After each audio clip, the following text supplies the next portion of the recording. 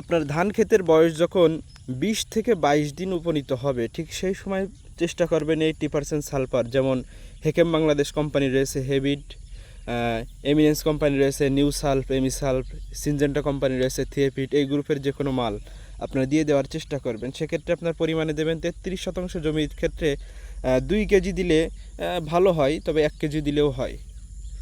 কারণ 80% সালফারের কাজ হলো আপনার ধানের যে কুশি বৃদ্ধি করা। আর অধিকাংশ কৃষকরাই ভুল করে থাকে, এইটা দিয়ে থাকে 40-45 দিন গাছের বয়স হয়ে যাওয়ার পরে। 40-45 দিনে আপনার গাছটা মোটামুটি বেশ ভালো বড় হয়ে যায়, তখন আর কুশি দিয়ে আপনি কি করবেন? তখন তো আপনার প্রয়োজন গাছটাকে বড় করা। তো চেষ্টা করবেন 15 থেকে 20 দিন অথবা 25 দিন হয়ে গেলেও ওই সময় আপনি দিয়ে দেওয়ার চেষ্টা করবেন 80% সালফার। সেক্ষেত্রে দেখা যাবে আপনার গাছের গোছা বেশ অনেক মোটা হবে এবং ফলনও অনেক ভালো হবে। সেক্ষেত্রে 80% সালফারের ভিতরে আমাদের হেকেম বাংলাদেশ কোম্পানির একটা রয়েছে হেভিড, খুবই সুন্দর। এত পরিমাণ বিক্রি হয় মালটা, এত সুন্দর কার্যকারিতা।